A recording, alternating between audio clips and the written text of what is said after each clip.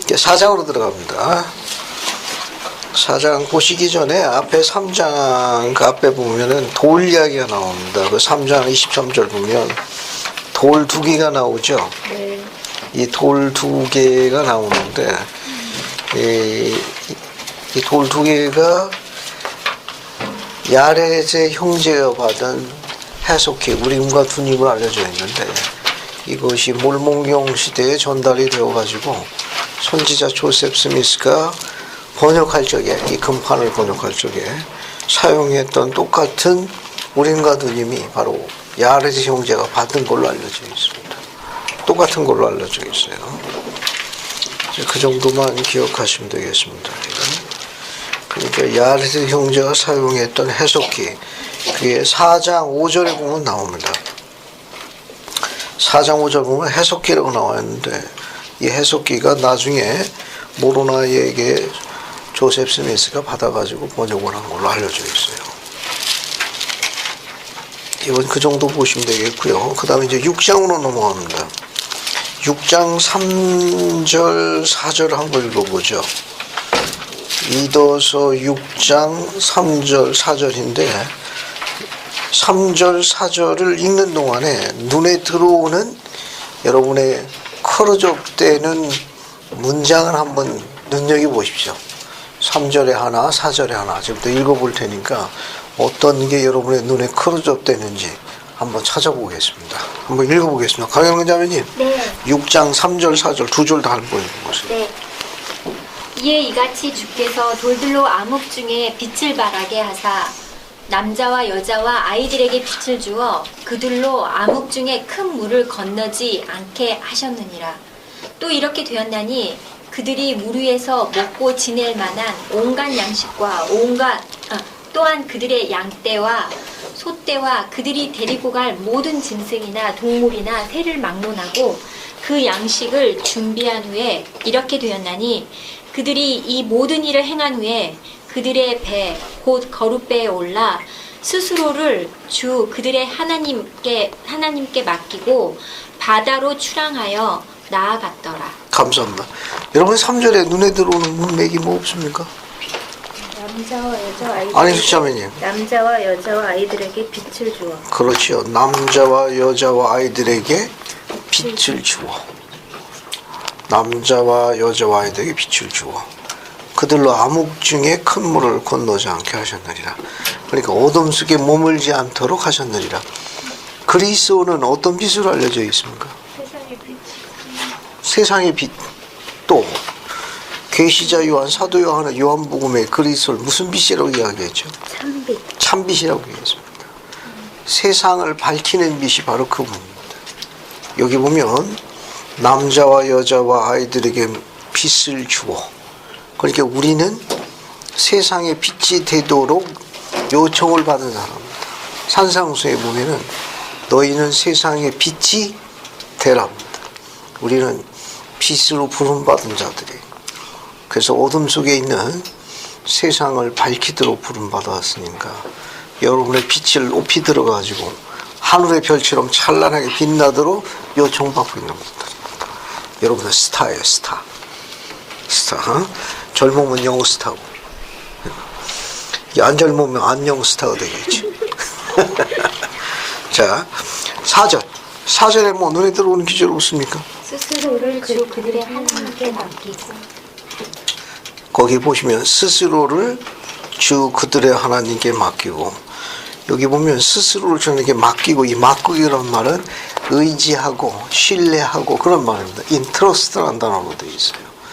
그 결국 이 말은 뭐냐면은 이건 여기 뭐 이제 우리 공부하는데 지금 6장 3절에서는 빛이 되라고 이야기했습니다. 6장 4절 보면 주 하나님 뭐가 됐는가 하면 의지가 된 겁니다. 바꿨으면 의지 하나님이죠.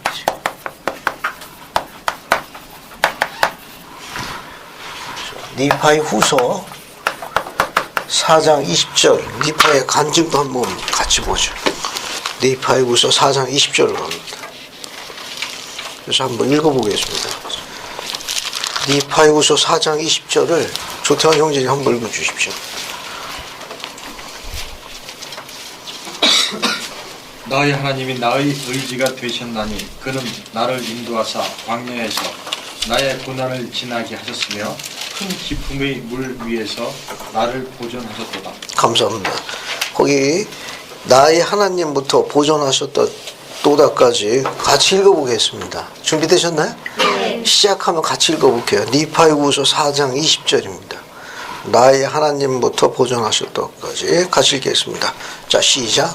나의 하나님이 나의 의지가 되셨나니 그는 나를 인도하사 광야에서 나의 고난을 지나게 하셨으며 큰 기쁨의 물 위에서 나를 보존하셨도다. 감사합니다. 그 첫 줄에 보시면 나의 하나님이 나의 의지가 되셨나니 그는 나를 인도하사 광야에서 나의 고난을 지나게 하셨으며 큰 기쁨의 물에서 나를 보존하셨도다. 의지의 하나님이 되셨습니다. 여러분에게 한 해를 보내면서 다가오는 새해에 그분이 여러분의 의지라는 걸 전하는 아름다운 성구 중에 니파의 간증을 선물로 드립니다. 나의 하나님이 나의 의지가 되셨나니. 더워요? 강현우 자매님이 덥답니다. 어디 봅시다. 이거 보니까 그러네. 조태환 형제님, 이거 조금 있다가 시타 혹시 추우시면 올리십시오. 강자매님 춥다고 하면 올리고 덥다고 하면 그냥 두고. 여기는 추우시대요. 이게 여기 그럼. 그래. 알겠습니다. 슬슬 열받기 시작하시면 벗으십시오. 예, 나의 하나님이 나의 의지가 되셨나니 이 아름다운 성구에 대해서 여러분 이 성구를 자주 읽어보시길 바랍니다. 자, 그 다음에 이제 건너뛰고 이제 이들이 이제 미대륙으로 건너가는 저 바다에 있었던 거 한번 더 공부해 볼게요. 9절, 10절, 그 다음에 12절을 한번 읽어보겠습니다. 6장 9절, 10절, 12절 한번 읽어보겠습니다. 그래서 9절, 10절을 신혜경자매 한번 읽어보세요. 이에 그들이 주께 찬송을 부르되 참으로 야레스의 형제는 주께 찬송을 부르며 온종일 주께 감사하며 주를 찬양하였고 밤이 되어도 그들은 주 찬양하기를 그치지 아니하였더라. 또 이같이 그들이 밀려 나아가매 바다의 아무 괴물도 그들을 깨뜨릴 수 없었고 그들을 상하게 할 고래도 없었으며 물 위에서나 물속에서나 그들에게는 끊임없이 빛이 있었더라. 건너뛰고 12절입니다. 그리고 약속된 땅의 해안에 상륙하였나니 그들이 약속의 땅의 해안에 그들 발을 디뎠을 때 그들은 땅에 엎드려 주 앞에 스스로 겸손하게 되어 주께서 그들에게 베푸신 많은 친절하신 자비로 인하여 주 앞에 기쁨의 눈물을 흘렸더라. 감사합니다. 여러분 9절에 눈에 들어오는 크로즈업되는 성구 뭐 있습니까? 온종일 주께 감사하며. 감사합니다. 여러분 우리 생활에 적용할 수 있는 거 맨 첫 줄에 보면 그들이 주께 찬송을 부르며 가정 안에서나 교회 안에서나 찬송가를 적극적으로 활용할 걸 교회에서 많이 권고하고 있는데 특히 개인적으로나 가정 안에서 찬송가를 자주 부르는 건 아주 경건한 생활하는데 도움이 되는 그런 프로그램입니다. 찬송가를 자주 부를 수 있기를 권고드리고 그 다음에 10절에 눈에 들어오는 성구 또 있습니까? 10절에서는 그들에게는 끊임없이 빛이 그렇죠. 있었더라. 맨 마지막에 그들에게는 끊임없이 빛이 있었더라. 그 다음에 이제 12절 보면 뭐가 또 눈에 들어옵니까? 스스로 겸손하게 되어. 스스로 겸손하게 되고 왜 기쁨의 눈물을 흘렸죠? 거기 맨 끝줄에 보면 기쁨의 눈물을 흘렸다고 되어 있는데 주께서 그들에게 베푸신 많은 뒤에 뭐라고 나와 있습니까? 친절하신 자비로 인하여 주 앞에 기쁨의 눈물을 흘렸더라. 이런 간증이 개인적으로 여러분에게 있기를 바랍니다. 17절로 갑니다. 17절도 한번 읽어보겠습니다. 김군수 형제님 17절 한번 읽어봐. 6장 17절. 또 그들은 주 앞에서 겸손히 행하도록 가르침을 받았고 또한 높은 곳으로부터도 가르침을 받았더라. 감사합니다. 여기 보면은 겸손하고 뭐하고 관련이 있습니까? 가르침을 받는 그렇죠. 거기 6장 17절 보게 되면 예. 겸손이라는 건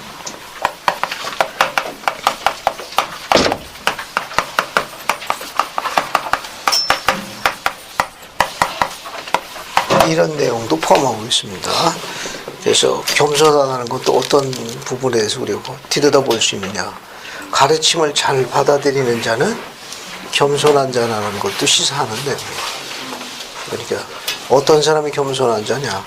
주님의 말씀을 잘 받아들이고 그대로 따라서 수행하는데 아주 적극적인 그런 긍정적인 반응을 나타낸다는 건 이것은 하나 설명입니다. 여기는 이제 이런 정도 보시면 되겠고요. 그 다음에 이제 쭉 넘어갑니다.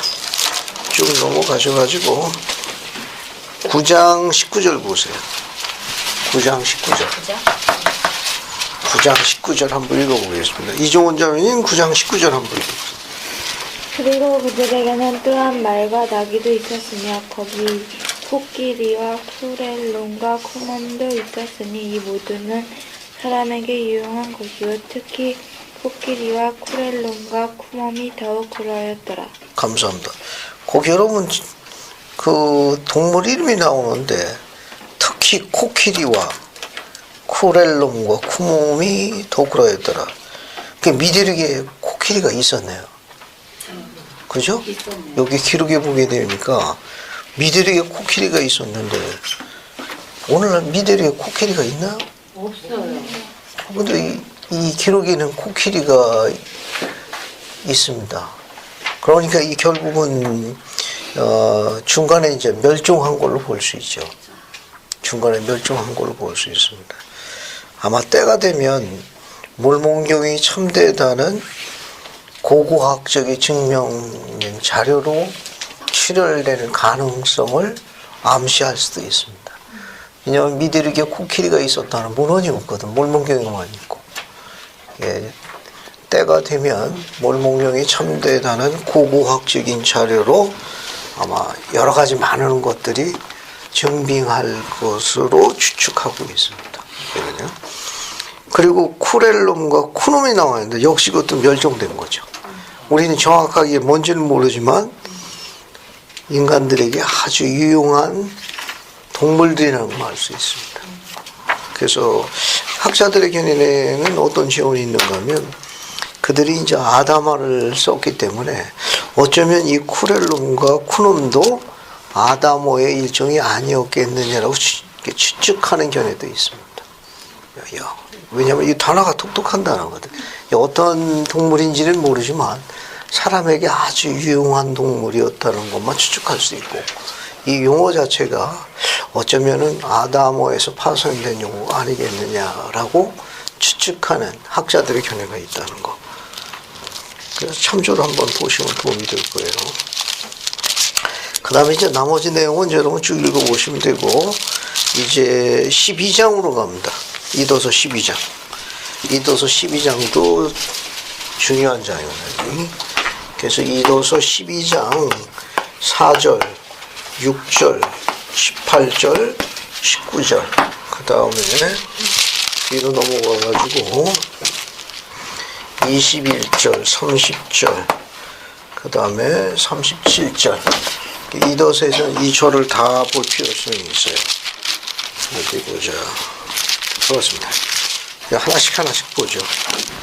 이도서 12장 4절을 한번 읽어보죠. 4절, 6절, 두 절을 먼저 읽어보겠습니다. 이정원 자매님 한번 읽어주시겠습니까? 4절하고 6절입니다. 그런즉 누구든지 하나님을 믿는 자는 반드시 더 나은 세상 곧 참으로 하나님 우편의 처소를 바랄 것이요 이 소망은 신앙에서 비롯하여 사람의 영혼에 다시 되어 그들로 확실하고 굳건하며 늘 선행이 넘치며 하나님께 영광을 돌리게 하는 것이라 하였더라. 또 이렇게 되었나니 이더가 백성들에게 건너뛰고 6절로 갑니다. 또 이제 나 모로나이는 이 일에 관하여 얼마간 말하고자 하노라.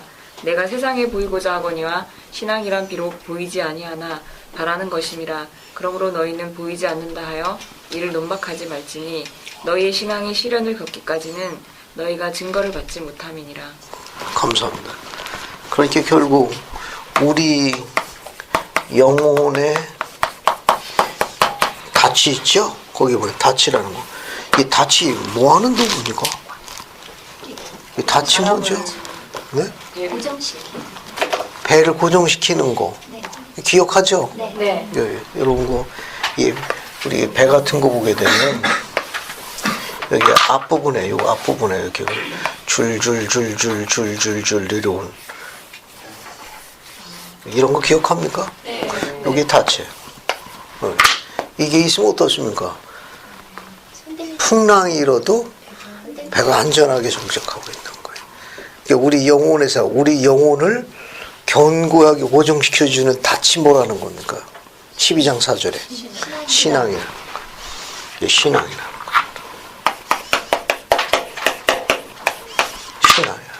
신앙은 언제 이렇게 커져? 신앙은 언제 이렇게 자라나기 시작합니까? 언제 신앙이 이렇게 확대되어지고 신앙이 강화됩니까? 6절에. 그렇죠. 6절 맨 끝에 뭐라고 되어 있습니까?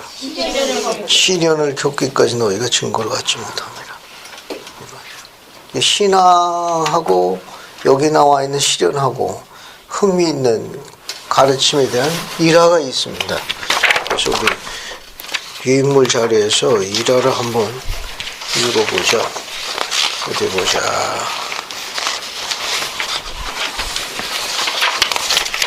어디 보시는가 하면 여러분 유인물 375쪽을 보세요. 375쪽. 찾았습니까? 네. 오늘날 유인물입니다. 여기 375쪽에 되어 있고 여기 고든비 힝크리장님 인용문 직사각형이 있어요. 보셨습니까? 자, 이거 오늘날 유인물이에요. 오늘날 유인물. 이 앞에서 유인물 가져가십시오. 여기 보면 고든비 힝크리 회장은 신앙이 시련을 겪은 후에 증거를 받는 이 원리를 다음과 설명했다. 찾았죠? 네. 이거 한번 읽어볼게요. 지난주에도 나눠드렸습니다. 맞네, 지난주에도.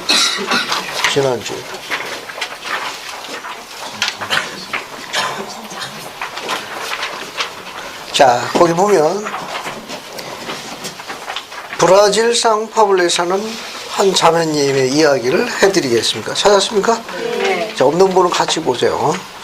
그분은 가족을 부양하기 위해 직장생활과 학업을 병행했습니다. 그분이 직접 한 이야기를 들려드리겠습니다. 제가 다닌 대학교에는 등록금이 밀린 학생들은 시험을 치를 수 없다는 규정이 있습니다. 그 때문에 저는 월급을 받으면 먼저 11조와 헌금을 따로 떼어놓은 뒤 나머지를 등록금과 기타 비용으로 분배했습니다. 한 번은 심각한 재정난을 겪은 일이 있습니다. 목요일이 월급을 받는 날이었습니다. 그달의 부담해야 할 비용을 계산해 보니 11조와 등록금 둘 다 낼 수는 없는 형편이었습니다. 둘 중에 하나만 선택해야 했습니다. 겨울로 실시되는 시험이 바로 그 다음 주에 시작되는데 만일 등록금을 내지 않으면 그 학기는 놓칠 수도 있었습니다. 많이 고민했습니다. 마음이 아팠습니다. 결정을 해야 하는 고통스러운 순간이 다가오는데 도무지 어떻게 해야 할지 알 수 없었습니다. 11조를 내느냐 아니면 학교에서 인정받는 데 필요한 학점을 딸까 해놓고 고민했습니다. 고민 때문에 기진맥진해졌으며 토요일까지 그러한 상황은 계속 이어졌습니다. 그러다 문득 침례 받을 때 11조에 따라 생활하겠다고 약속한 것이 떠올랐습니다. 선교사들이 아니라 하나님 아버지 앞에서 의무를 받아들였던 것입니다. 그 순간 번민이 사라지고 평온한 마음으로 즐겁게 결정을 내릴 수 있었습니다. 그날 저녁에 기도드리면서 저는 주님께 우유부단함을 용서해달라고 간구했습니다. 그리고 일요일에 성찬 시작 전에 감동을 뵙고 기쁜 마음으로 11조 헌금을 바쳤습니다. 그날은 특별한 날이었습니다. 제 자신뿐 아니라 하나님 아버지께서 행복하고 평안을 느끼실 거라고 생각했습니다. 그 다음날 출근을 한 후 수요일에 시작된 시험을 치를 방법이 있는지 찾아보았습니다. 그러나 아무리 생각을 거듭해도 도무지 해결책이 없었습니다. 근무 시간이 끝날 무렵 사장님이 오시더니 그날 마지막 일을 주셨습니다. 그런 뒤 그분은 가방을 들고 작별 인사를 하셨습니다. 근데 갑자기 걸음을 멈추더니 저를 보고 물어보셨습니다. 대학교는 잘 다니죠? 저는 깜짝 놀라서 귀를 의심하지 않을 수 없었습니다. 저는 떨리는 목소리로 겨우 대답한 것이 네, 그럼요 한마디였습니다. 그분은 저를 천천히 보시니 다시 작별 인사를 하셨습니다. 느닷없이 비서가 방으로 들어와서 제가 정말 운 좋은 사람이라고 했습니다. 무슨 말이야 묻자 이렇게 대답하는 것이었습니다. 사장님께서 오늘부터 언니의 대학 등록금과 책값, 전액을 회사 비용으로 처리하겠다고 하셨어요. 퇴근 전에 제 자리에 오셔서 내일 언니한테 얼마를 지급할지 알려주세요. 비서가 나간 뒤 저는 겸손한 마음으로 펑펑 울면서 그 자리에 무릎 꿇고 앉아 주님의 사랑에 감사 기도를 드렸습니다. 저는 하나님 아버지께 그렇게 많은 축복을 주실 필요는 없다고 말씀드렸습니다.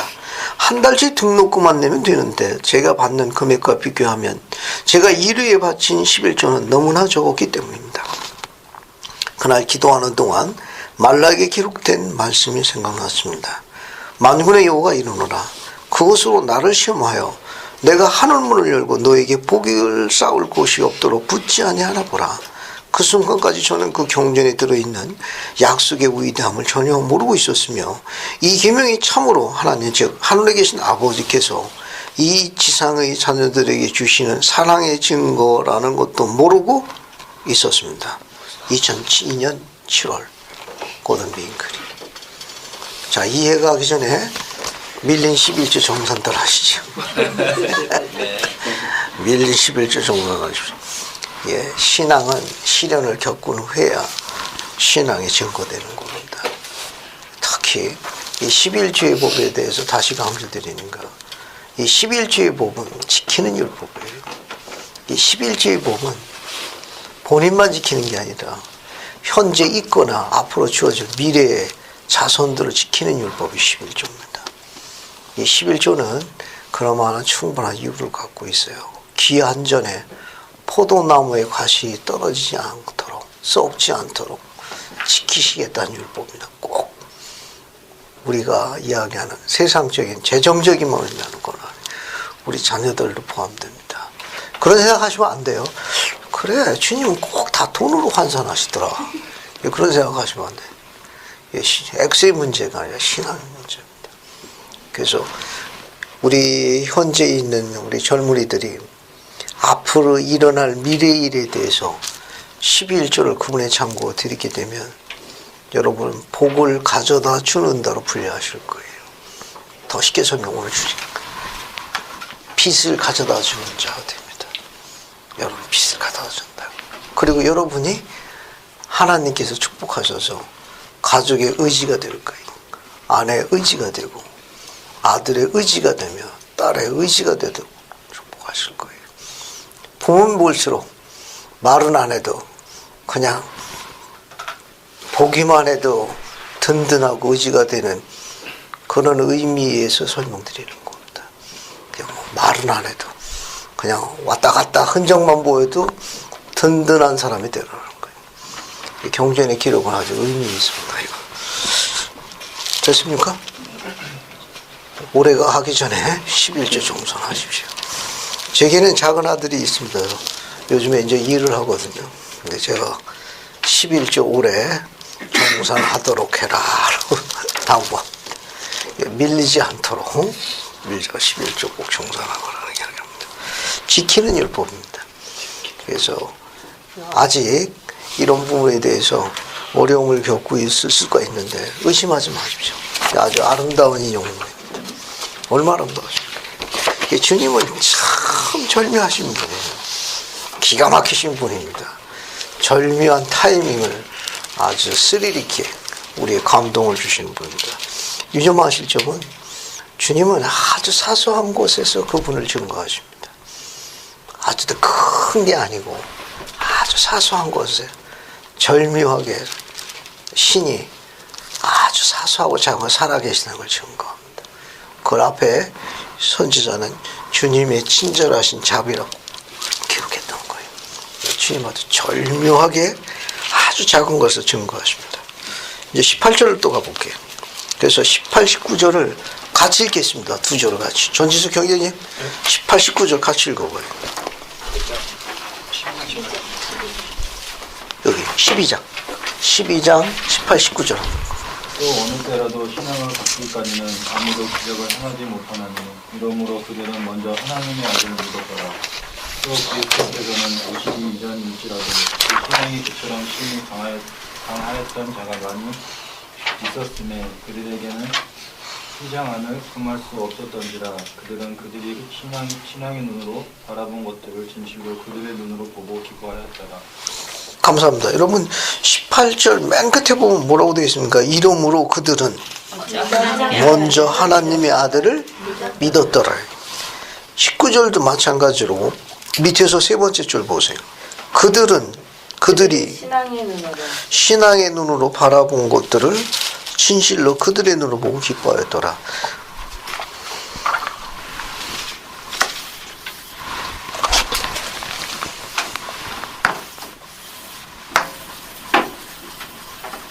강의할 거 있습니까? 끝날 때까지 칠하지.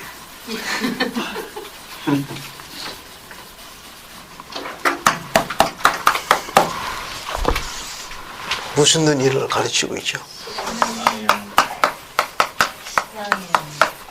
신앙의 눈. 옆에 있는 발언하고 신앙의 눈으로 바라본다는 건 어떤 의미를 지니고 있는지 나눌 수 있는 가르침이나 간증이 있으면 서로 교환해 보십시오. 시작하십시오. 시간을 좀 드릴게요. 알겠습니까? 자, 신앙의 눈으로 바라본다는 건 어떤 의미고 여러분은 어떤 간증을 서로 나눌 수 있는지 서로 한번 의견 한번 나눠보세요. 예진이는 여기 이자매님과 같이 하고 수진이는 뒤에 김군수 형제와 같이 하고 하영재는 뒤에 윤영재하고 같이 하라고. 그 다음에 이신경 자매님은 뒤에 혜민이하고 같이 하십시오. 할 수 없이 같이 해야 되겠다, 둘이. 응? 유진아, 연경이하고 같이 해. 뒤에 연경이하고. 전지석 형제, 여기 고영재님하고 같이 의견 나누라.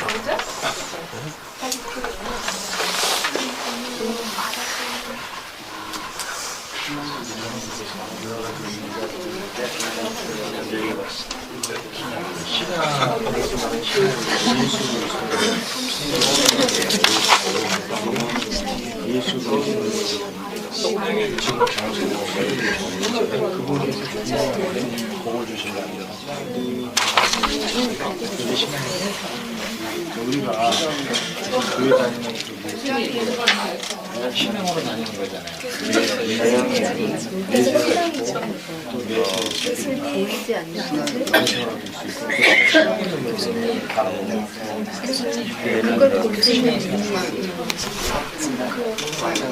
신앙이 볼수록 바라보는 질문 뭐였죠? 아, 신앙의 눈이라는 게 뭘 의미하는지 한번 의견 나눠보라고. 왜냐하면 신앙의 코, 신앙의 귀가 아니고 왜 신앙의 눈이냐.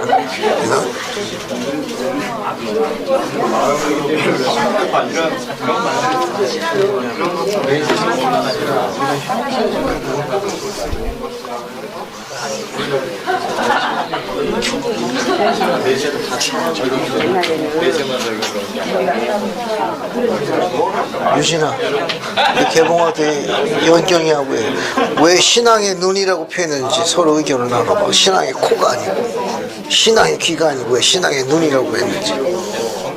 부평할 때 이의진 자. 네? 언니다, 언니. 같이 서로 이야기. 좋은 언니야? 그보다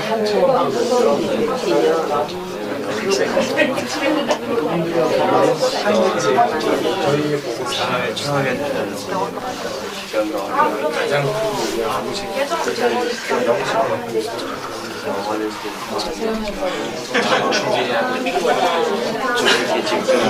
필요한 것을 우리가 산으로 받을 수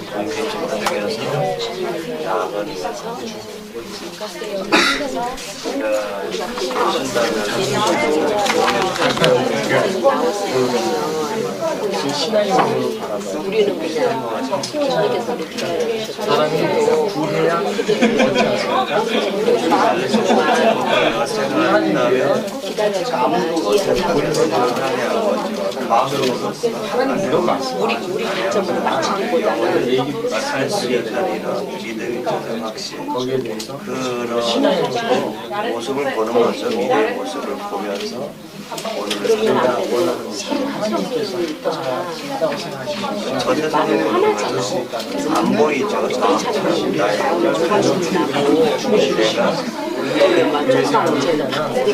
나의 가족을 보는 거죠. 그때는 하나님이 하는 거예요. 물론 이제 살아가다 상황에 응답이 오실 때가 당연히 응답이 현재는 안 좋은 제 신앙이 분명한 응답을 주님께 드는 거예요. 그러면 그것을 가지고 꼭 그렇게 해야 돼요. 이런 경우가 많아요. 뭐든지 모든 것 자체가 똑같은 거야. 조세스미 선생님이 간절히 원하지 않으면 근데 이게 이러한 강한 신앙에는 그렇죠? 왜냐하면 그리스도는 특별한 의미가 있어요. 일반적인 신앙에 비해서 우리한테는 적용시키지 그렇게 그냥 막연하게 신앙이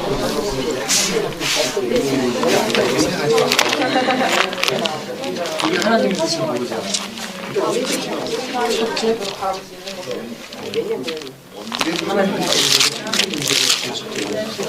우리 인생을 우리 스스로 대책해 나가는 것이 우리의 신앙을 하나님께 의지하는 그냥 모든 걸 맡겨서 신앙을 가지고 내가 그냥 기도를 하고 하나님의 뜻이 때문에 그런 자기가 신앙밖에 안 되는 그런 약한 자세는 하용식 형제와 전진석 형제 왔고 혜민이야 전 혜민 안 보이고 정영수 형제와 강영문 김은미 자매님이 안 왔고 이해봉 자매님고 박성치 형제 서동구 형제 연경이 왔고 도현이 안 왔고 타이어 원빈이 양원빈 형제 안 왔죠. 윤미영이 안 왔고 지훈이 왔고 박선빈 형제 안 왔어. 연주 다소리 다은이랑 완이 왔고 김한이 왔고 이중현이 왔고 종강할 때 왔네. 인디안이 기도할 때는 그렇게 기도하는데요.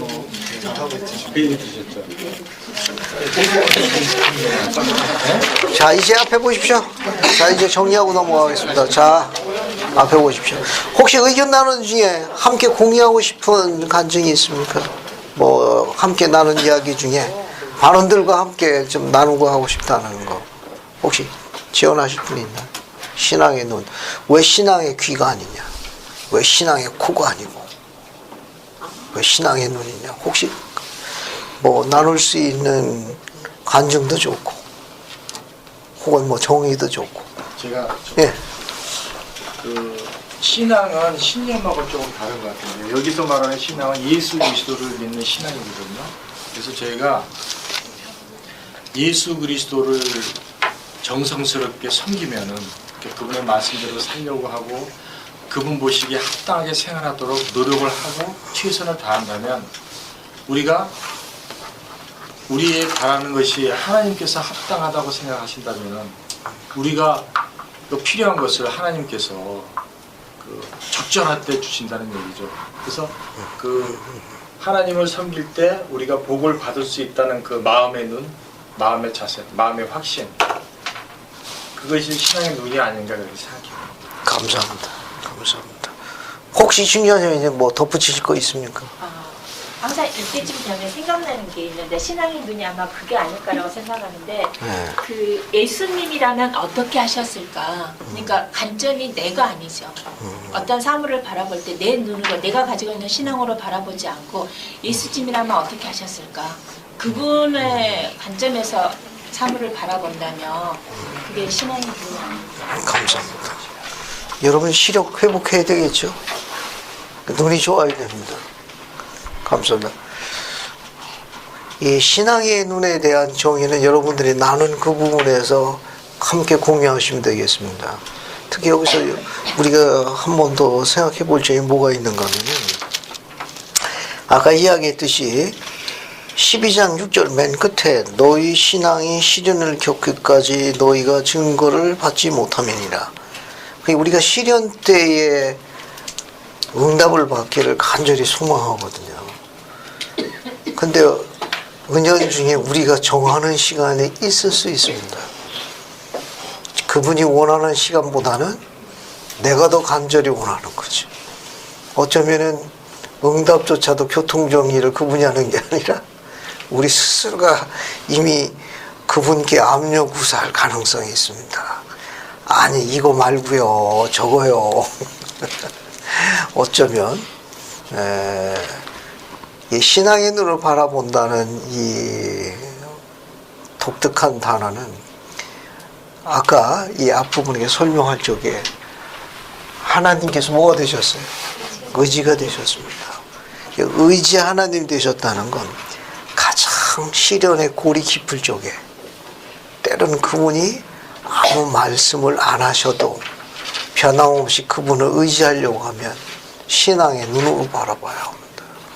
그분이 아무것도 아니하실지라도 그래도 그분이 나의 의지가 되시는 분이므로 그래도 변함없이 그분을 의지해야 합니다.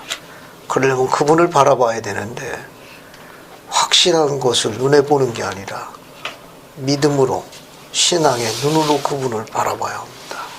그래야 그분이 의지 하나님이 되는 거예요. 우리는 시련의 시기에 응답을 필요로 하고 확답을 필요로 하는 시기가 있을 수 있습니다. 근데 그 시기에 어쩌면 아무것도 아니야 하시는 것처럼 긴 침묵으로 일관할 적에 그때 신앙의 눈이 필요합니다. 그래도 그분을 의지해야 합니다. 그래서 그분이 우리의 의지 하나님이 되시는 겁니다. 우리가 원하는 시기에 우리가 원하는 방법이 아닌 그분이 기뻐하시는 시간에 그분이 기뻐하는 방법으로 이루어질 때까지 그분을 의지해야 되는 그 바라보는 눈을 무슨 눈이라 한다? 신앙의 눈이라는 겁니다. 신앙의 코가 아니에요. 신앙의 귀도 아니고. 그게 우리가 보통 이야기하는 힘 있는 기도라는 건 우리가 원하는 방법대로 우리가 원하는 식으로 응답을 받는 걸 원하는 게 아니에요. 그분이 기뻐하는 시간에 절기에 그분이 기뻐하는 방법으로 응답하실 때까지 신앙의 눈으로 바라보는 걸 이야기합니다. 그 시련의 나날 중에 힘이 들 거예요. 아무것도 안 하신 것처럼 보이니까 가슴이 많이 아플 겁니다. 그리할지라도 여기 나와 있는 신앙의 선조들은 나의 하나님이 나의 의지가 되셨나니 또 변함없이 그분을 바라봐야 합니다. 그러니까 그분을 의지해야 돼요. 그렇게 바라보는 눈을 경전에서는 종종 뭐라 부른다? 신앙의 눈이라 부른다. 정의는 겨내려 있지만 당사자가 거기에 들어가게 되면 그 길이 엄청 고통스럽다는 거예요. 뒤에 또 봅시다. 뒤에 또 뭐라고 나와요? 한 번 더 볼게요. 27절로 갑니다. 그 뒤에 27절로 갑니다. 찾았습니까? 27절 한번 읽어볼게요. 이 내용도 아름다운 내용입니다. 그래서 21절은 안 해도 돼요? 어디요? 21절은 안 해도 돼요? 어디 있습니까? 여기 써 있잖아요. 18, 19 했고 21절? 21절. 어디 봅시다. 21절. 21절은 이건 잘못 27절을 잘못 적은 거. 죄송합니다. 27절로 갑니다. 그 27절 한번 읽어볼게요. 저기 김근수 형제 읽었죠? 한 번 더 읽어봐. 27절 한 번 읽어. 좋은 성구입니다, 이것도. 또 만일 사람들이 내게로 오면 내가 그들에게 그들의 연약함을 보일 것이라. 내가 사람들에게 연약함을 주는 것은 그들로 겸손하게 하려 함이요 내 은혜가 내 앞에 스스로 겸손하여진 모든 자에게는 족하네. 이는 만일 그들이 내 앞에 스스로 겸손하여 나를 믿는 신앙을 가지면 내가 그들을 위하여 연약한 것들을 강하게 되게 할 것임이니라. 감사합니다. 이 성구도 이제 자주 많이 인용되는데 여기 앞에 보게 되면 연약함이 나오죠. 그 연약함이 나오는데 우리가 갖고 있는 자료에서 한번 찾아볼 수 있습니다. 어디를 보시는가 하면 377쪽을 보세요. 377쪽 우리 주의 자료에 377쪽 좌측편 밑줄 친 것만 보십시오. 찾았습니까? 밑줄 친 것만 한번 읽어볼게요. 하용식 형제님 12사도 정원의 니레이 맥스웰 찾았어요? 밑줄 친 것만 다 읽어봐. 12사도 정원의 니레이 맥스웰 장로는 주님께서 어떻게 우리의 연약함을 극복하도록 도우실 수 있는지를 말씀했다. 우리가 경전에서 인간의 연약함을 읽을 때 이 말은 보편적으로 인간에게 일반적으로 있는 우리에게 필요한 선천적인 연약함도 포함하여 말한다. 이 연약함 때문에 육체는 끊임없이 영에 영향을 미친다. 또한 연약함에는 우리가 극복해야 하는 특정한 자신만의 연약함도 있다. 인생을 살다 보면 이러한 연약함이 드러나기 마련이다. 감사합니다. 건너뛰고 이제 옆에 오른쪽 맨 밑에 보면 신앙의 충실함 찾았습니까? 네. 그 내용도 한번 읽어봐요. 김한 형제님 그거 한번 읽어봐요. 신앙의 충실함은 책에서는 참된 겸손의 의미가 다음과 같이 설명되어 있다. 겸손해진다는 것은 감사하는 마음으로 주님께 의지함을 깨닫는 것, 즉 끊임없는 그분의 도움이 필요하다는 것을 이해하는 것이다. 겸손은 여러분의 재능과 능력이 하나님께로부터 온 것임을 인정하는 것이다. 그것은 연약함, 수줍음 혹은 두려움의 표시가 아니라 자신의 진정한 힘이 어디에서 나오는 것인지 알고 있다는 암시이기도 하다. 감사합니다. 여러분 옆으로 가가지고 옆에 378쪽 거기 왼쪽 두 번째로 나온 토마스 S. 몬슨 회장 찾았습니까? 네. 그것도 한번 읽어볼게요. 그래서 혜민이가 한번 읽어보자. 토마스 S. 몬슨 회장은 토마스 S. 몬슨 회장은 다음과 같이 위안을 주는 말씀을 전했다. 계속 추락하는 삶의 궤도를 바꾸기에는 자신이 너무나 연약하다고 느끼거나 무엇보다도 가장 큰 두려움인 실패하지 않을까 하는 두려움 때문에 더 나은 삶을 살겠다는 결심을 하지 못하는 사람이 있다면 주님께서 전하신 다음 말씀에서 가장 큰 위안과 확신을 얻을 수 있습니다. 내 은혜가 내 앞에 스스로 겸손하여진 모든 자에게는 족하니 이는 만일 그들이 내 앞에 스스로 겸손하여 나를 믿는 신앙을 가지면 내가 그들을 위하여 연약한 것들을 강하게 되게 할 것입니다. 감사합니다. 그래서 이런 내용을 참조하시면 되겠습니다. 자, 그 다음에 이제 10절, 30절로 갑니다. 여기 30절 한번 읽어보죠. 이효희 자매님 30절 한번 부탁합니다. 이는 야렛의 형제가 지린산더로 이르기를 옮기우라 하매 그것이 옮겨졌으며 저가 만일 신앙을 갖지 아니하였더라면 그것이 움직이지 아니하였을 것임이니라. 그러하온즉 주께서는 사람이 신앙을 가진 후에 역사하시나이다. 감사합니다. 우리가 신앙을 가진 후에야 증거를 갖는 겁니다. 증거가 있어야 신앙을 갖는 게 아니라 신앙을 행함으로 해서 우리가 증거를 갖게 되는데 야렛의 형제가 산도 움직였죠. 산을 이제 움직인 거예요. 산을 그 산 이름이 뭡니까? 지린산. 지렸어요. 그렇죠? 산을 옮겨서 산에 지려버렸네 아주. 그것이 옮겨졌으며 마태복음 17장 20절 한번 가볼까요? 마태복음 17장 20절을 가봅시다. 여기 마태복음 17장 20절 한번 가볼까요? 마태복음 17장 20절. 그래서 한번 이것도 읽어보겠습니다. 이순경 자매님이 17장 20절 한번 읽어주십시오. 마태복음. 이르되 너희 믿음이 작은 까닭이니라. 진실로 너희에게 이르노니 만일 너희에게 믿음이 겨자씨 하나만큼만 있어도 이 산을 명하여 여기서 저기로 옮겨지라 하면 옮겨질 것이요 또한 너희가 못할 것이 없으리라. 감사합니다. 주님께서 성령을 베푸실 적에 겨자씨만한 믿음만 있어도 이 산을 명하여 여기서 저기로 옮기라면 옮길 것이다 라고 되어 있는데 우리가 갖고 있는 사복음서나 다른 복음서에는 실제로 산을 옮긴 기록이 안 나와 있습니다. 근데 실제로 산을 옮긴 위대한 인물이 있어요. 바로 그게 야레스 형제입니다. 야레스 형제가 지린산을 옮겨보려고 산 이름이 지려가지고 지린산이 되는 거. 이게 몰몬경에는 실제로 산을 옮긴 기록이 있다는 거. 그 다음에 이제 37절 한번 읽어보겠습니다. 그래서 오해진 자매님 37절 한번 읽어봐요.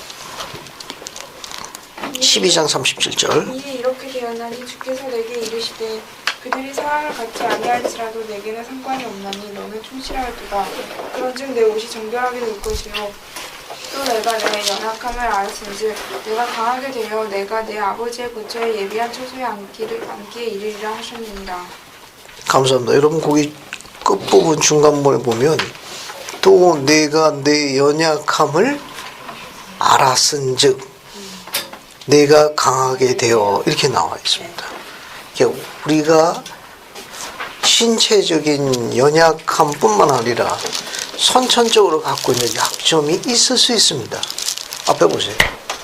이제 사도 바울은 그 기록에도 재밌는 가르침 하나 남겼는데 저마다 다 육체의 가시가 있습니다. 육체의 가시가 있어요. 저마다 다 있습니다. 후천적인 것도 있을 수도 있고 선천적일 수도 있고 어쨌든 저마다 다 육체의 가시라고 했어요. 사도 바울이. 우리 가운데 육체 안 갖고 있는 사람이 있습니까? 다 육체 다 있잖아요.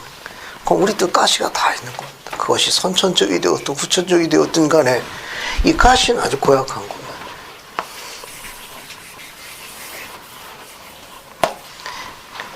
이 가시가 후크라고 그래가지고 끝에 이게 붙어 있습니다.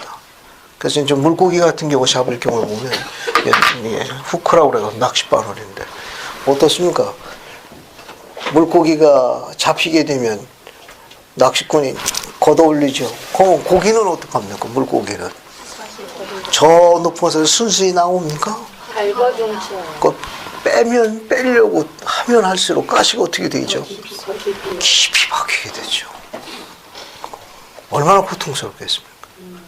이게 바울도 육체에 가시가 있었는데 그것이 뭔지는 정확하게 잘 알려져 있지는 않습니다. 그런데 바울이 주님께 3번이나 간구했다고 기록되어 있습니다. 왜냐하면 그가 자기가 희생과 봉사를 나름대로 이 정도면 주께 간구해도 부끄럽지 않다 3번 간구했는데 주님께 3번 다 어떻게 하셨죠? 네, 내가 족하다. 다 거절하셨습니다. 그 가시를 너무 고통스러워서 왜? 바울이 빼면 빼려고 할수록 깊이 자신을 밝혀가지고 고통이 통증이 심했습니다.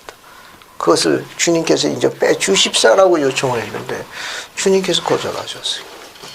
우리는 저마다 다 육체의 가시가 있습니다. 근데 그 가시를 악도 안다는 사실이에요. 그래서 악이 이렇게 이야기한답니다. 뭐라고 이야기하는가 하면 다른 사람은 몰라도 영남이 너한테 그러면 섭하지. 다른 사람은 이해할 때 너한테 그러면 안 되는겨. 그래서 자꾸 악이 그거 가지고 이제 사조합니다. 악도 합니다. 공격의 빌미가 되는 건 사실이에요. 억울하지도 않니? 넌 자존심도 없어. 세상에 공정하시다는 공의로운 분이 이렇게 공의롭지 못한 일이 어디 있느냐? 다른 사람으로 너한테 그러면 안 되는겨. 섭하지. 내가 다 안다. 계속 공격의 빌미를 구사하는 겁니다. 그걸 주님도 아시는 거예요. 주님께서 뭐라고 하셨는가 하면 그것으로 말미암아 네가 지극히 언약함을 네 스스로 낮추어 나를 오히려 더 의지하게 되면 오히려 가시가 내게 보게 되는 게 아니냐? 그걸 왜 빼려 하냐? 라고 가르치셨습니다. 이해하시겠습니까? 네. 아까 설명했습니다. 신앙의 눈으로 바라본다는 건 그 가시를 내가 원하는 시기에 내가 원하는 방법부터 빼주기를 원하는 겁니다. 근데 때로는 그분이 아무것도 안 하실 수도 있어요. 어쩌면 통신이 더 깊을 수도 있습니다. 그리 아무것도 안 하는 것처럼 우리 마음을 대단히 서글프게 할지라도 어떻게 하는 겁니까? 계속해서 그분을 신뢰하고 의지해야 합니다. 경전에 가르치면 그 부분을 가르치고 있는 거예요. 내가 내 연약함을 알았음즉, 그것도 하나님께서 내게 주신 다른 의미의 부름이라는 걸 깨달을 적에 내가 기뻐하는 절기에 내가 기뻐하는 방법으로 너를 강하게 할 것이로되 라는 약속을 뭘로 바라보는 겁니까? 신앙의 눈으로 바라보는. 설명은 이런데 막상 그 시험에 들어가면 쉽지 않다는 거. 알겠습니까? 자, 그 정도 이해하시면 되겠습니다. 이제 13장으로 들어갑니다. 13장으로 들어가는데 이건 교리적 설명이 좀 필요해요. 우리가 그냥 이도서에서 가장 중요한 내용이 이도서 13장입니다. 정말 이도는 대단한 선지자입니다. 주전에 살았던 이 인물이 후기에 우리 시대를 노래했다는 거. 우리 시대에 있어야 될 이 기록을 남겼습니다. 이게 어느 경전보다도 이도서에 가장 잘 묘사되어 있어요. 새 예루살렘에 관한 겁니다. 한번 읽어보죠. 그래서 2절부터 시작해가지고 이게 12절까지 이어집니다. 그래서 이도서 13장 2절부터 12절까지 기록인데 일단 내용을 한번 쭉 읽어보겠습니다. 무슨 내용인지. 그래서 한번 읽어보죠. 안희숙 자매님이 4절까지 읽고 5절부터 7절까지를 정상호 형제님 읽으십시오. 그 다음에 뒤로 넘어가가지고 8절 9절을 강영은 자매님, 10절부터 12절까지를 조태한 형제님. 자, 한번 쭉 시작해 보십시오. 보라, 그들은 이도의 모든 말을 배척하였나니 그는 저가 진실로 사람이 있기 시작한 때로부터 있었던 모든 일을 그들에게 거하였으며 또 물이 이 땅에서 물러간 후에 이 땅이 다른 모든 땅 위에 뛰어난 땅 주의 택하신 땅이 된지라. 그러므로 그는 이 땅에 거하는 모든 사람으로 그를 섬기게 하고자 하신다는 것과 또 이 땅은 하늘에서 내려올 새 예루살렘의 터요 주의 거룩한 성소의 터임을 그들에게 보았음이라. 보라, 이더는 그리스도의 날을 보았고 이 땅에 세워질 새 예루살렘에 관하여 말하였도다. 그리고 저는 또 이스라엘 집에 관하여서와 네 아이가 떠나올 예루살렘 관하여서도 말하되 그것이 획파된 후에 증거되어 주께 거룩한 성이 될 것인즉 그러므로 그것이 새 예루살렘이 될 수 없는 것은 그것이 옛적에 이미 있었습니다. 그러나 그것이 중건되어 주의 거룩한 성이 되며 이스라엘 집을 위하여 세워질 것이요 또 새 예루살렘은 요셉 자손에 남은 자들을 위하여 이 땅에 세워질 것이라 하였나니 이 일에 대하여서는 일처가 있었느니라. 이는 요셉이 그의 아버지를 인도하여 애굽 땅으로 내려간 것 같이 그가 거기서 죽었음이니 이러므로 주께서 요셉 자손에 한 남은 자들을 예루살렘 땅에서 인도해 내셨은즉 참으로 그가 요셉의 아버지에게 자비를 베푸사 그로 멸망하지 않게 하셨던 것 같이 요셉의 자손에게도 자비를 베푸사 그들로 멸망하지 않게 하려 하심이라. 이러므로 요셉 집에 남은 자들이 이 땅에 세워질 것이요 이 땅은 저들의 기업의 땅이 될 것인즉 저들이 주를 위하여 옛 예루살렘과 같은 한 거룩한 성을 세우리니 끝이 이르러 땅이 없어지기까지 너희가 다시는 혼란을 당하지 아니할 것이라. 또 새 하늘과 새 땅이 있으리니 이는 옛 것과 같을 것이로되 오직 옛 것은 사라지고 모든 것이 새로워지리라. 또 그때 새 예루살렘이 임하나니 거기 거하는 자들은 복이 있도다. 이는 저희가 그 옷이 어린 양의 피를 통하여 희게 된 자들이며 또 저희는 이스라엘의 집에 속한 요셉 자손의 남은 자 가운데 헤아림을 받는 자들입니다. 그리고 그때 또한 옛 예루살렘이 임하나니 그 주민들 그들에게 복이 있도다. 이는 그들이 어린 양의 피에 씻겨졌으며 또 그들은 흩음을 당하였다가 땅의 사방에서와 북쪽 지방에서 모험을 입고 하나님이 그들 조상 아브라함과 세우신 성약을 이루는 일에 참여하는 자들입니다. 또 이러한 일들이 이를 때 말하기를 먼저 된 자로서 나중 될 자들이 있고 나중된 자로서 먼저 될 자들이 있다 하는 경전이 이루어지리로다. 감사합니다. 칠판에 새 예루살렘에 관해 가지고 다이어그램으로 설명을 먼저 할 거예요. 그 다음에 13장에 나와 있는 성구를 대입을 한번 해보겠습니다. 훨씬 더 여러분에게 이해가 더 빠를 가능성이 높아요. 우선 이게 지구의 종교연대입니다. 지구의 종교연대. 아담 때부터 그리스도까지 이렇게 4개의 경륜의 시대를 보통 구분해요. 이거 요한계시록 기준한 겁니다. 왜냐하면 계시록에 7째 인으로 이제 구사되어 있으니까 첫째 인서부터 넷째 인까지는 구약 시기에 나옵니다. 한 인은 지상의 천년에 해당되는데, 그러니까 종교적 연대라고 그래가지고 오늘날 서기력하고 일치하지는 않습니다. 한 인이 천년이니까 아담 때부터 그리스도까지 몇 년이 되는 거예요? 4천년이 되는 거예요. 그죠? 그리고 그리스도께서 오셔가지고 성경을 뵙고 부활하신 다음에 다시 오시겠다고 그런 것이 세컨드 컴은 재림이에요. 그래서 2개의 경륜을 신다니까 몇 천년이 됩니까? 2000년입니다. 그리스도께서 재림하셔서 만왕의 왕으로 다스리는 복된 왕국의 시대를 무슨 시대라고 합니까? 복천년입니다. 1000년입니다. 그래서 아담 때부터 복천년이 끝나는 때까지 모두 몇 천년으로 구성됩니까? 지구의 7000년의 역사를 설명하는 겁니다. 종교연대. 그래서 마지막 심판을 거치게 되면 지구가 뭘로 전환됩니까? 해왕국으로 전환되는 거예요. 이게 스케줄입니다. 그래서 여기 보게 되면, 여기 보면 예수님께서 성령을 베푸는 이곳을 우리가 구대륙이라 합니다. 구대륙에 성령을 베푼 성읍이 하나 있는데 그 성읍이 바로 예루살렘이에요. 구대륙에 예루살렘이 있습니다. 구대륙에 예루살렘이 있어요. 그런데 여기 경륜의 시대를 쭉 나눠보게 되면 이 복천년 전에 있는 이 마지막 여섯째 인해되는 시기를 우리가 회복의 시대라고도 하지만 공식 명칭은 그렇죠.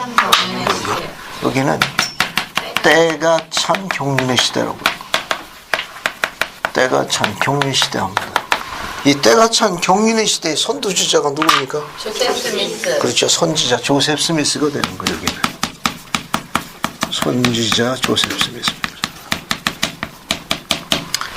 이 때가 찬 경륜 시대에 재림 전에 이 말일에 미대륙에 새 시온이 건설됩니다. 새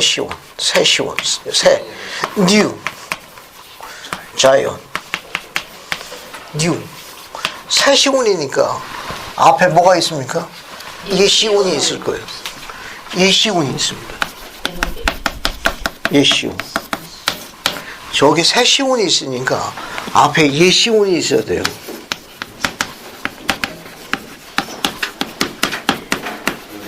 오리지널 자이언이라고 그래요. 예시온. 요 예시온이 누구의 시온성인가 하면 에녹의 시온이라고 그래요. 에녹의 시온이라고. 에녹의 시온을 예시온이라고 그래요. 이게 원초적인 그런 뜻입니다. 태초의 시온. 이건 그래서 예시온이 있고 미대륙에 새 시온이 세워지는데 요 새 시온에 미대륙에 세워지는 요 새 시온을 또 뭐라고 그러는가 하면 새 예루살렘이라고 그래요. 새 예루살렘. 그러니까 미대륙에 세워지는 새 시온을 우리가 뭐라고 부른다? 새 예루살렘이라고 부른다. 그러고 난 다음에 재림 여기까지 가냐? 여기를 봐야지. 여기 그리스의 재림 전에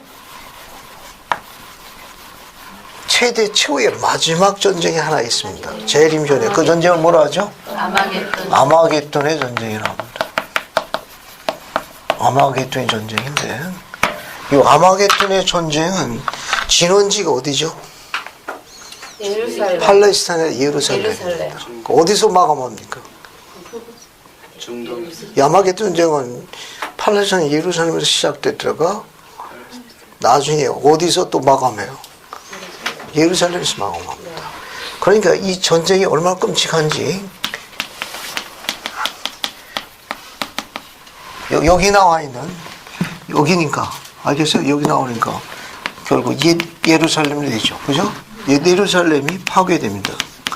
파괴됐다가 다시 재건됩니다. 다시 재건돼. 재건되니까 이름이 뭘 바뀝니까? 또 새 예루살렘으로 바뀌어요. 그런데 옛 예루살렘은 어디에 있는 겁니까? 구대륙. 구대륙 여기. 그래서 구대륙에서도 뭐가 만들어집니까? 새 예루살렘이 세워져요. 그러니까 새 예루살렘이 두 개가 있는 거예요.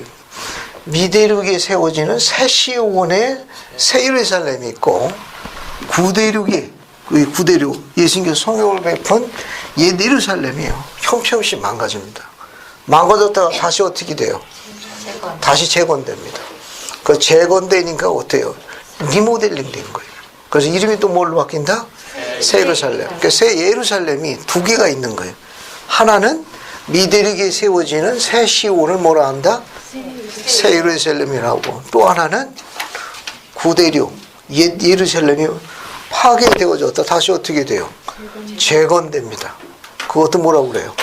새 예루살렘이라 한다. 그러니까 새 예루살렘 용법이 크게 몇 가지가 있는 거예요? 두 가지가 있다. 됐죠? 자, 점점 이게 마지막 날에 다가오게 되면 미대륙 땅에 새 시온이 건설될 거예요. 그 새 시온 이름을 뭐라 한다?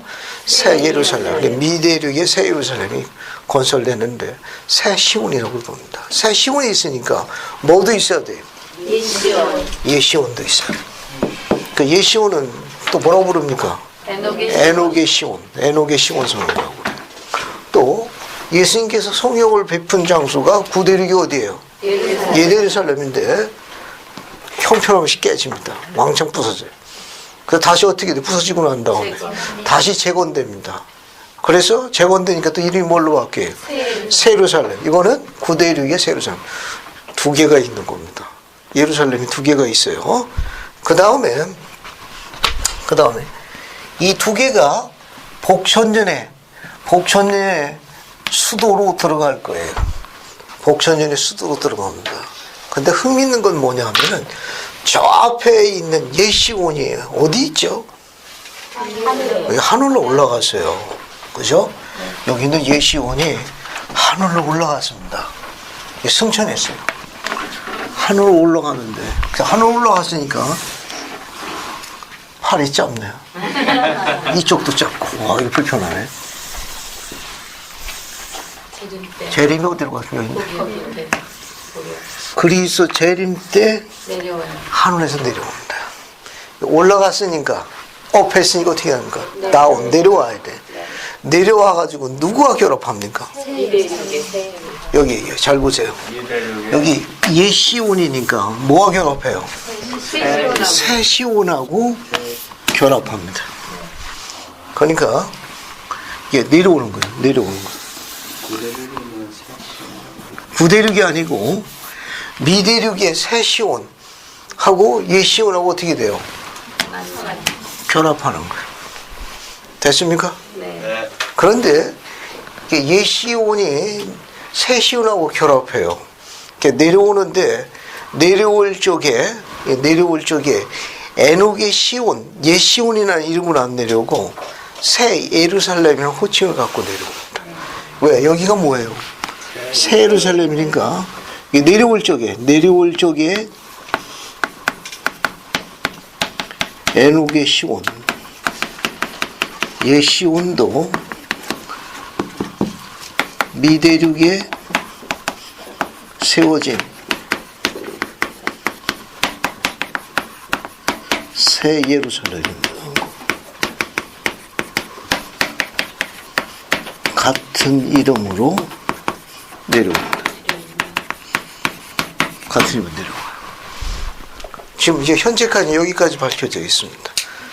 And then 그러고 난 다음에 여기 복천년의 수도로 봉사하게 될 거예요. 복천년의 수도, 구대륙에 재건된 새 예루살렘하고 미대륙의 새 시온의 새 예루살렘하고, 근데 새 예루살렘의 새 시온은 에녹의 시온, 옛 시온하고 어떻게 됩니까? 결합됩니다. 결합돼가지고 결국은 복천년의 중추적인 수도 역할은 결합된 이쪽이 할 가능성이 높아요. 그리고 복천년이 진행이 됩니다. 알겠어요? 네. 꼭 자세하게 알라고 지금 가르치는 거예요. 이런 게 있다라는 걸 알으라는 겁니다. 더 이상 추구하지 마십시오. 알겠어요? 오늘 설명하는 거 외에는. 자, 복천년이 끝날 때, 복천년이 끝날 때, 끝날 즈음 여기에 다시 또 전쟁이 일어나죠. 전쟁이 일어나죠. 그 전쟁을 뭐라 합니까? 곡과 마곡의 전쟁이라 해요. 곡과 마곡의 전쟁이라고 합니다. 곡과 마곡의 전쟁을 이루어질 적에 여기 새 시온과 여기 내려오는 에녹의 시온 이게 결합하죠. 이게 결합하지 않습니까? 이렇게 결합한 거 아니에요.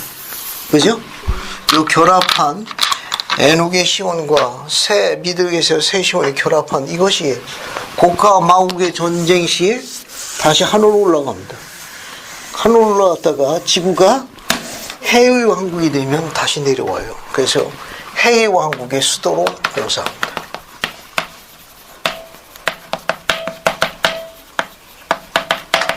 수도로 가요. 현재 여기까지 밝혀져 있습니다. 나머지는 계시가 점점 자세하게 밝혀질 거예요. 지금 우리만 하고 있습니다. 아시겠어요? 설명을 한 번 더 반복할게요. 설명 한 번 더 반복합니다. 이런 게 있다는 거 알고 계시면 돼요. 자, 하늘에서 내려온 게 두 개가 있습니다. 두 개가 있으니까 두 개가 올라가야 돼. 제일 먼저 올라간 게 뭐예요? 에녹의 시온이 제일 먼저 올라가서 언제 내려와요? 재림 때 내려와요. 내려오는데 누구와 결합합니까? 미대륙에 세워진 새 시온, 새로운 결합하는 거예요. 복천년의 중추 수도가 될 거예요. 그러다가 곡과 마곡의 전쟁도 어떻게 됩니까? 다시 하늘 올라가니까 곡과 마곡 싸워야 할 의로운 병사는 별도로 분리될 거예요. 거기 위임받은 대장이 천사장 미가엘로만 알려져 있습니다. 필멸의 인간도 남게 될 거예요. 부활체의 존재인 아담하고 필멸의 인간하고 연합국을 구성하니까 반지의 제왕의 확전판이 될 거예요. 그때 성별된 자들은 다시 어떻게 돼요? 에녹의 시온과 새 시온이 결합된 그 시온성이 다시 하늘로 올라갑니다. 올라갔다가 정리가 다 돼서 지구가 뭘로 전환되면 해의 왕국이 되면 해의 왕국의 수도로 다시 거하도록 하늘에서 내려오는 겁니다. 그러니까 내려오는 게 두 개가 있어요. 세워지는 예루살렘도 두 개가 있고 하나는 앞으로 마지막 날에 있을 거예요. 미들에게 뭐가 세워져요? 새 시온, 새 예루살렘 세워져 가지고 에녹의 시온을 맞이할 겁니다. 그 다음에 더 뒤로 가가지고 또 뭐가 세워집니까? 여기 재림, 구대륙의 옛 예루살렘이 파괴되었다가 다시 어떻게 돼요? 재건될 거예요. 됐죠? 그럼 하나씩 공부할게요. 하나씩 공부합시다. 우선 우리가 갖고 있는 기록에서 한번 살펴볼게요. 모세에서 7장 봐요. 모세에서 7장 봅시다. 모세에서 7장. 모세에서 7장. 봤습니까? 모세에서 7장. 어디 보시는가 하면은, 어디 봅시다. 62절, 63절을 한번 읽어볼게요. 강영은 자매님, 62, 63절을 한번 쭉 읽어봐요. 한번 들어보세요. 모세에서 7장입니다. 62, 63절. 또 이 을을 내가 하늘에서 내려 보낼 것이요 그리고 진리를 내가 땅에서 내려 보내어 나의 독생자에 대하여 곧 그의 죽은 자 가운데에서의 부활과 그러하도다 또한 만인의 부활에 대해서도 증거하게 할 것이요 또 내가 또 의와 진리가 마치 홍수와 같이 땅을 휩쓸게 하여 땅의 사방에서 나의 택한 자를 내가 예비할 곳 거룩한 성으로 집합시키리라. 그리하여 나의 백성이 자기 허리를 동이고 나의 오는 때를 바라고 기다리게 하려 하노니 이는 그곳에 나의 성막이 있을 것이며 그곳은 시온 새 예루살렘이라 일컬어지리라. 또 주가 에녹에게 이르되 그때 너와 너의 모든 도성이 거기서 그들을 만날 것이요 우리는 그들을 우리의 품으로 받아들일 것이요 그들은 우리를 볼 것이요 우리는 그들의 목을 끌어안을 것이요 그들은 우리 목을 끌어안을 것이요 우리는 서로 입을 맞추리라. 64절 마저 읽으십시오. 또 거기에 나의 거처가 있을 것이요 그곳은 시온이 되리니 시온은 내가 지은 모든 창조물에서 나아올 것이요 천년 동안 땅은 안식을 누리리라. 감사합니다. 이게 복천년 때에 있는 거예요. 복천년 때 이루어지는 거니까 여기 보시게 되면 미대륙 땅에 62절 봐요. 62절 미대륙 땅에 맨 밑에서 세 번째 줄 맨 밑에 줄 봐요. 시온 새 예루살렘이 그런 게 미대륙 땅에 세워집니다. 세워지는데 63절 보면 에녹의 시온성이 내려와요. 내려와가지고 어떻게 되느냐? 그들을 만날 것이요 품으로 받아들일 것이요 끌어안을 것이요 목을 끌어안고 서로 입맞추게 될 것이요 복천년 때 이루어집니다. 그러니까 올라가시게 내려오는 거예요. 자, 이런 부분 보시고 다시 이도서 13장으로 갑니다. 중요한 파트만 볼게요. 이도서 13장. 이도가 얼마나 위대한 선지자였나 한번 보죠. 이도서 13장 3절 보세요. 3절. 봤습니까? 3절 보시면은 이 땅은 거기 2절에 보면 2절 중간 부분 밑에 보면 이 땅이 다른 모든 땅 위에 뛰어난 땅에 주께서 택하신 땅이라고 그러니까 주께서 택하신 뛰어난 땅은 어느 땅을 이야기합니까? 미대륙을 이야기하는 거예요. 미대륙. 그래서 3절 보면 이 땅은 어느 대륙 이야기한다고 그랬죠? 미대륙은 하늘에서 내려올 새 예루살렘의 터요 주의 거룩한 성소 터로 그들에게 구하였습니다. 그죠? 여기 3절 보게 되면 하늘에서 내려올 새 예루살렘의 터니까 에녹의 시온이 내려왔을 적에 에녹의 시온의 이름이 아니라 새 예루살렘의 이름을 갖고 내려온다고 암시하고 있습니다. 왜냐하면 미대륙에 세워진 새 시온의 이름도 새 예루살렘이에요. 이도가 굉장히 위대한 선지자입니다. 다른 땅이 아니고 미대륙에 세워진 새 시온에 에녹의 시온성이 내려오는데 미대륙에 세워진 새 예루살렘과 같은 이름으로 내려올 거라는 걸 암시했습니다. 건너뛰고 5절 봐요. 5절. 그래서 4절 봐요. 이도는 그리스도 나를 보았고 이 땅에 세워질 새 예루살렘에 관해서 이야기했도다. 그리스의 재림을 이야기했습니다. 그때 미대륙에 세워질 새 예루살렘에 관해서 이야기했습니다. 이 새 예루살렘이 에녹의 시온을 맞이하는 거예요. 5절. 그리고 또 저는 또한 이스라엘 집에 관해서와 네 아이가 또 나올 예루살렘을 하니까 그러니까 구대륙의 옛 예루살렘이 되는 거예요. 그것이 회파된 후에 중건되어 주께서 거룩한 성이 되게 할 것인즉 그러므로 그것이 새 예루살렘 될 수 없는 것은 그것이 옛적에 이미 있었습니다.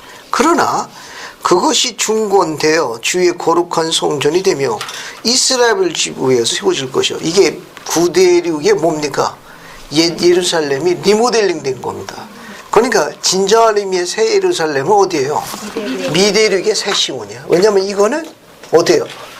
리모델링 된 거, 리폼된 거, 리폼된 거. 그러니까 이름도 새 예루살렘 부르는 건 재건됐기 때문에 새 아파트로 바뀐 거예요. 하지만 진정한 의미의 새 아파트처럼 새 시온은 어디에 세워지는 거예요? 미대륙에 세워지는 겁니다. 또 보세요. 6절 보면 여기 보세요.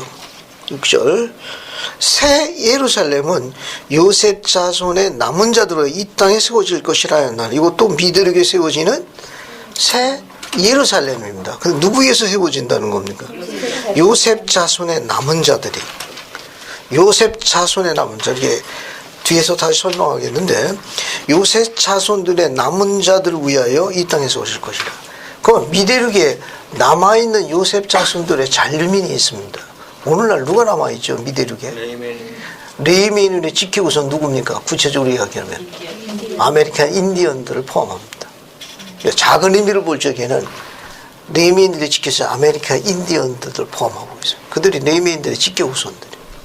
작은 의미로 보게 되면, 큰 의미로 보게 되면 더 확장된 충실한 이스라엘로 입양된 성도들도 포함될 거예요. 이건. 그러나 7절 보게 되면 아메리카 인디언 직계 후손들이라는 걸 묘사한 내용이 7절입니다.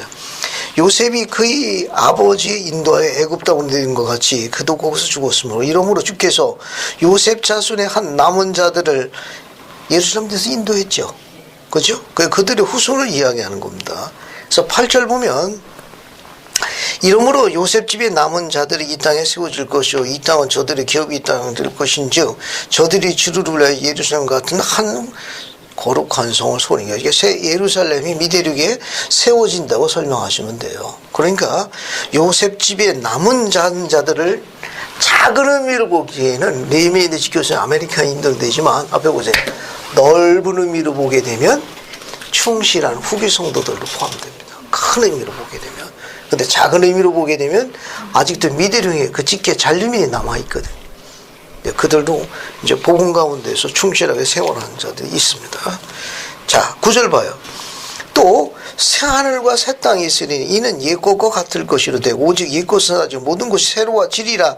거기 새하늘과 새 땅이 나오죠. 그러니까 새 예루살렘이 세워지고 결합한 일련의 사건들이 새하늘과 새 땅은 여길 이야기하는 거예요. 복천년. 앞에 보세요. 새하늘과 새 땅이라는 용법은 두 군데 적용됩니다. 여기 아담 때부터 여기 복천년 전까지 여기까지 지구는 여기 아담 있죠.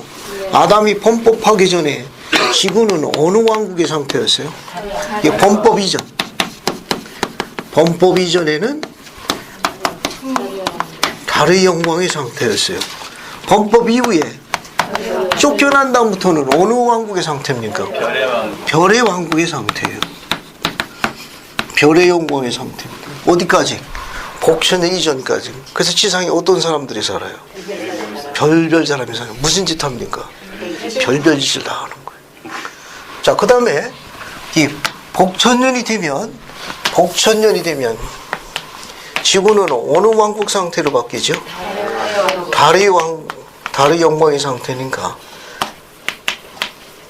에덴 동산 시절로 돌아가는 거예요. 그래서 지구가 뭐가 됩니까? 업그레이드 되기 때문에 새 하늘과 새 땅으로 바뀌는 거예요. 이렇게 용법을 쓸 수 있습니다. 그러면 지구가 심판이 끝나게 되면 뭘로 바뀌게 됩니까? 다시 지구가 해의 왕국으로 바뀌니까 또 어떻게 돼요? 다시 한번 최상급으로 최고급 버전으로 더 이상은 버전을 이제 바꿀 필요성이 없어요. 그때도 뭐라고 쓴다? 새 하늘과 새 땅으로 쓰니까 용법이 두 가지가 있어요. 하나는 복천년 때도 쓸 수 있고 다른 하나는 지구가 해왕국을 쓸 때는 용법이 두 가지가 있다는 거.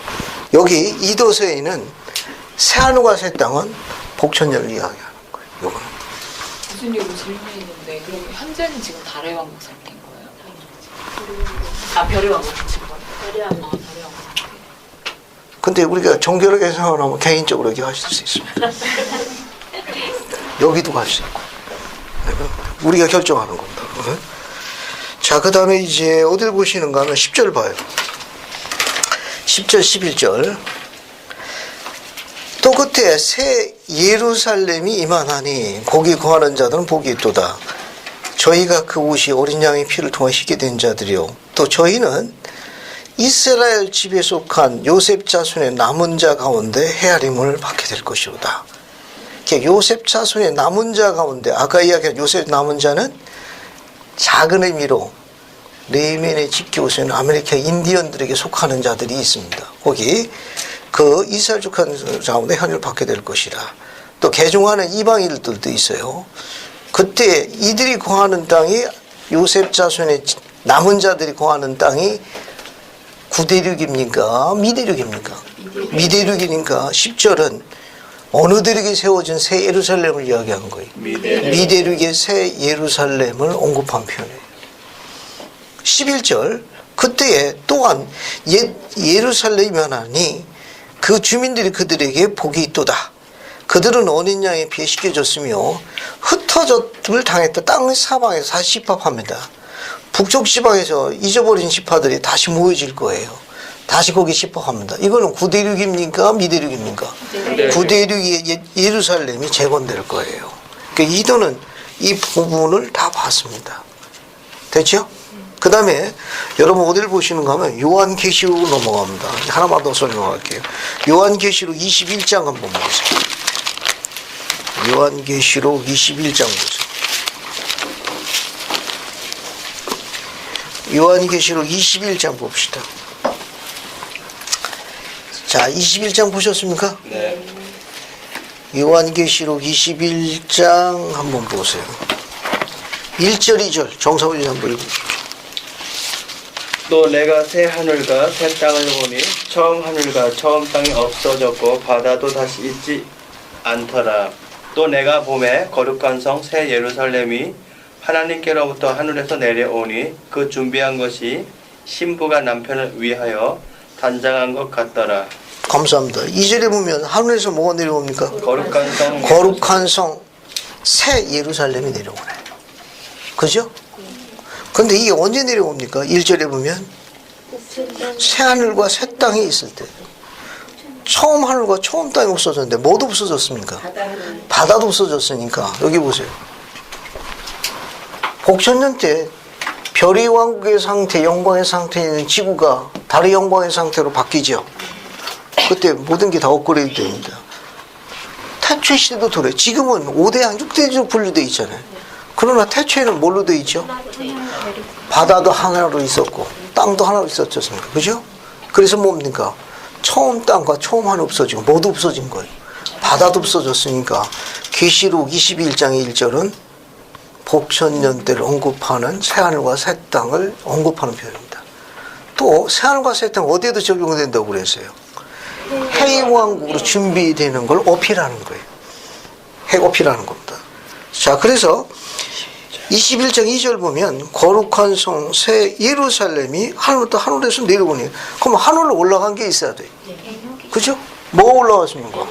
에네시온이 올라갔다가 내려와가지고 뭐하고 결합한 거예요? 미대 셋이라고 결합한 새 예루살렘을 설명하는 거예요.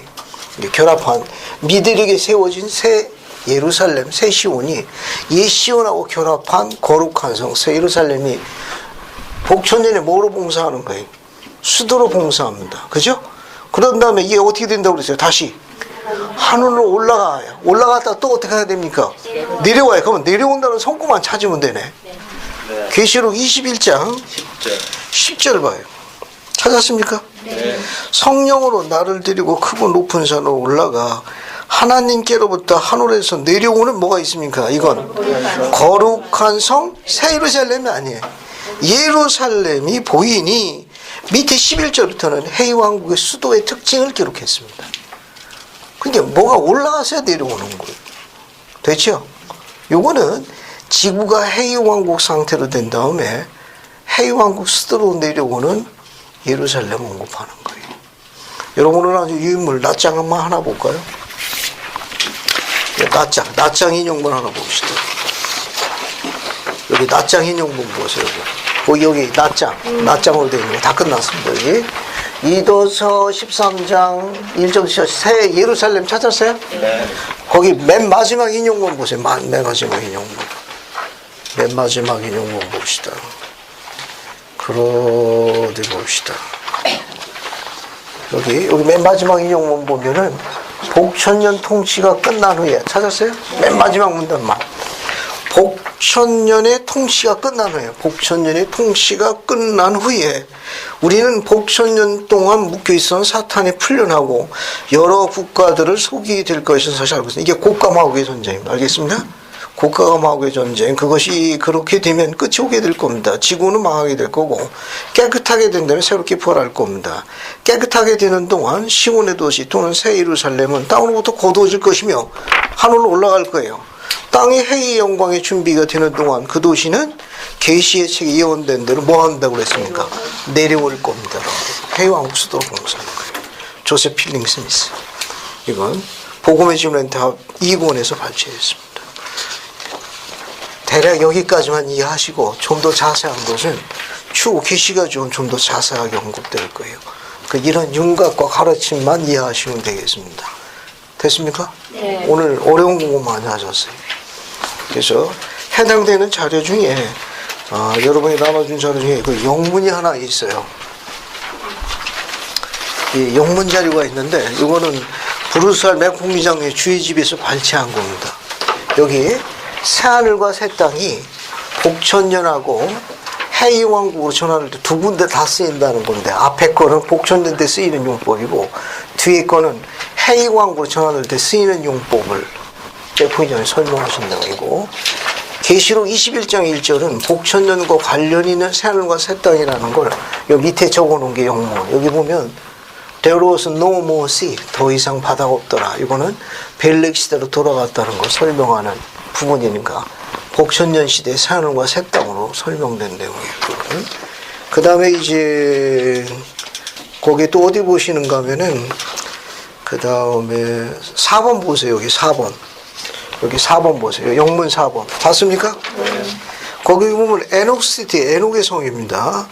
With its translated inhabitants now in their resurrected state. 여기 보면 에녹의 성, 즉 변형되어진 주민들, 즉 그들이 리서렉트니까 부활의 상태로 현재 되어 있는 그들의 변형된 존재들이 shall return, 되돌아올 겁니다. 뭐로? as New Jerusalem, 새 예루살렘으로 옵니다. 올라갈 때는 에녹 시티였지만 내려올 적에는 뉴 제루살렘으로 내려와가지고 to join, 결합하게 될 겁니다. with the city, the same name, 같은 이름의 성과 합쳐지게 되는데 같은 이름이니까 새 예루살렘이에요. has been built upon the American continent, 미대륙에 이미 세워진 같은 이름의 도시와 결합하게 될 겁니다.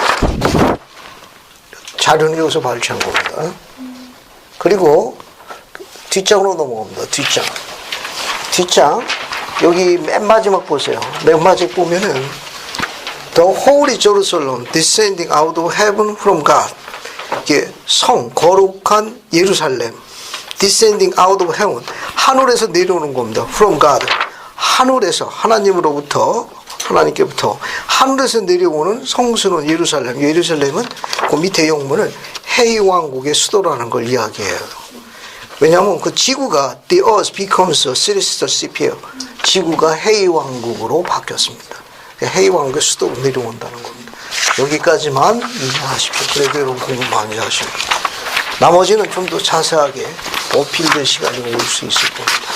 오늘 수고들 많이 하셨습니다. 끝나고 나면 옆에 공과실 가가지고 종강사진 촬영하고 난 다음에 저희 서중교 행정실장으로 봉사 20년에 종강 선물을 준비했습니다. 하나씩 받아가시고 사진 촬영하는 분에게만 증정합니다. 그리고 간증분은 해당되는 기일 내로 제출해 주시면 되겠습니다. 예수 그리스도 나옵니다. 아멘.